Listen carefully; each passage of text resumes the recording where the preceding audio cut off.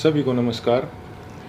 जैसा कि आप सब लोग जानते हैं कि हम पिछले कई महीनों से संघर्ष कर रहे हैं रेसलिंग फेडरेशन ऑफ इंडिया के प्रेसिडेंट बृजभूषण सिंह के खिलाफ, क्योंकि उसने भारतीय महिला पहलवानों का यौन शोषण किया है और भी काफ़ी सारे जो हैं घोटाले फेडरेशन के माध्यम से उसने किए हैं। पिछले कई दिनों से हम देख रहे हैं कि समाज में हमारे खिलाफ एक अलग से नैरेटिव बनाया जा रहा है, कुछ अफवाहें फैलाई जा रही हैं और साथ में मीडिया भी कई तरह की खबरें जो है दिखा रहा है।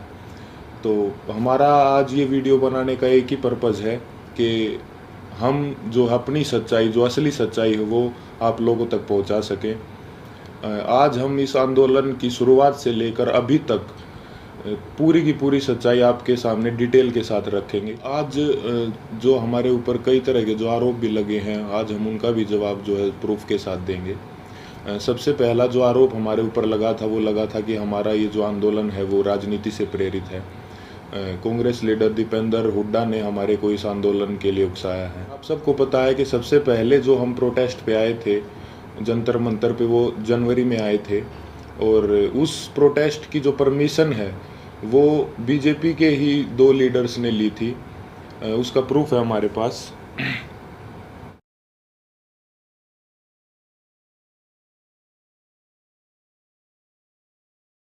प्रोटेस्ट की जो परमिशन जो जंतर मंतर थाने से ली गई थी वो बीजेपी लीडर तीर्थ राणा और बीजेपी लीडर बबीता फोगाट ने जो वो परमिशन ली थी, जिसका प्रूफ भी अभी हमने आपको दिखाया। तो ये कैसे हो सकता है कि ये आंदोलन जो है वो कांग्रेस ने करवाया? गारंटी के साथ बोल सकते हैं कि 90% जो कुश्ती से जुड़े लोग हैं, चाहे वो पहलवान हो या कुश्ती से जुड़े हमारे कोचेस हों, उन सबको जो है ये पता था कि 10-12 साल से जो इस तरह की छेड़छाड़ जो महिलाओं के साथ जो है हो रही है, या उन किसी और कुछ लोगों ने देखा भी था, जिसका प्रूफ मीडिया में कुछ कोचेज ने दिया है। कई लोग जो है इसके खिलाफ आवाज़ उठाना भी चाहते थे, लेकिन हमारी जो रेसलिंग कम्युनिटी है उसमें एकता की कमी थी।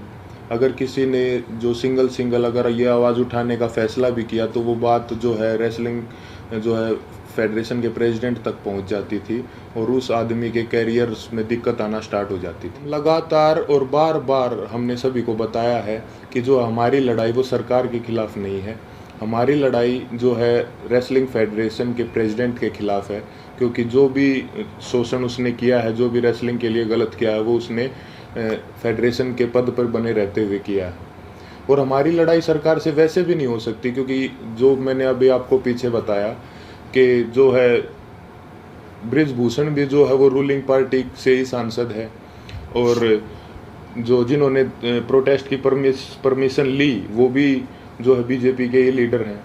तो इससे तो ये साफ होता है कि भाई हमारी लड़ाई सरकार के साथ नहीं थी। और हमारे ऊपर दूसरा आरोप ये भी था कि हम इतने टाइम तक चुप क्यों थे। तो इसके कई कारण हैं। सबसे पहले तो एकता की बहुत कमी थी, एक साथ कभी हम हो ही नहीं पाए। और इसका दूसरा कारण तो आप समझ ही सकते हैं कि माइनर जो लड़की जिसने 161 के बयान दिए, फिर 164 के, उसके कई दिन बाद जो है उसने अपने बयान बदले, क्योंकि उसके परिवार को डराया गया, धमकाया गया।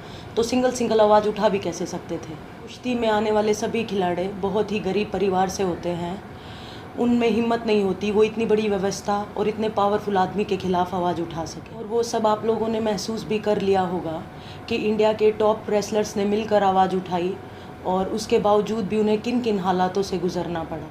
28 तारीख को महिला पहलवानों के साथ जो व्यवहार हुआ वो पूरे देश ने देखा है। कैसे उनको ज़बरदस्ती घसीटा गया और कैसे जो उनको ज़बरदस्ती अरेस्ट किया गया, जबकि हमने कोई भी जो है कानून नहीं तोड़ा था, ना ही किसी संविधान का उल्लंघन किया था। फिर भी हमारे ऊपर जो है इतना ज़ोर ज़बरदस्ती का और इतना बर्बर व्यवहार जो है किया गया पुलिस प्रशासन द्वारा। हम आप सबको ये क्लियर कर देना चाहते हैं कि जो 28 मई की जो महिला सम्मान महापंचायत की जो कॉल थी वो हमने नहीं दी थी, वो हमारे खाप चौधरियों ने दी थी महम में पंचायत के बाद। हमारे को तो कुछ समय के बाद जो है इस फैसले के कुछ समय बाद हमारे को ये पता चला कि 28 तारीख को जो है नए संसद भवन का उद्घाटन भी है। फिर भी जो है हमने हमारे बड़े बुजुर्गों के आदेश का जो है पालन किया, जिसके परिणाम स्वरूप जो है हमारे को इस तरीके से बर्बरतापूर्वक घसीटा गया रोड पे, और जो है हमारे को प्रोटेस्ट साइट से भी जो है ज़बरदस्ती हटा दिया गया। 28 तारीख को जो घटना हमारे साथ हुई उसने हमें अंदर से तोड़ दिया था। हमने देश के लिए इतने पदक जीते, देश का इतना मान सम्मान बढ़ाया, फिर भी हमारे मान सम्मान को जो है वो सड़कों पर रोन दिया गया। उस घटना के बाद हम जो है इतने आहत हो गए थे, इतने परेशान हो गए थे कि वो बात हम वर्ड्स में भी नहीं बता सकते। हमें कुछ समझ नहीं आ रहा था कि हमारे साथ ये क्यों हुआ।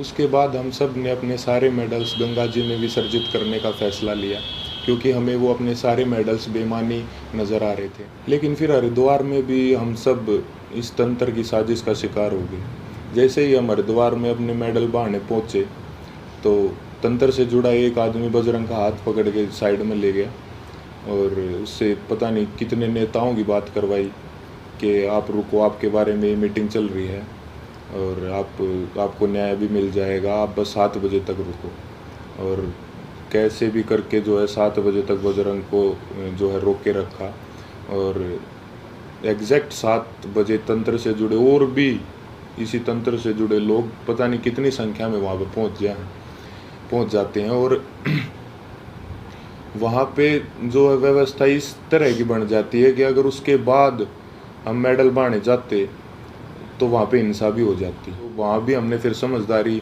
जो है दिखाई और जो है रुकने का निर्णय लिया कि अभी हम रुक जाते हैं। और एक और बात क्लियर कर दे कि वो मेडल हमने सिर्फ अपने कोचेज़ को और अपने माँ बाप को वापस दिए थे। वहाँ पे क्या चल रहा था ये हमारे को कुछ समझ में ही नहीं आ रहा था। हम उस मानसिक स्थिति में थे ही नहीं कि हम वहाँ पे किसी साजिश को या वहाँ पे क्या चल रहा है इस चीज़ को समझ पाते। हम बहुत ही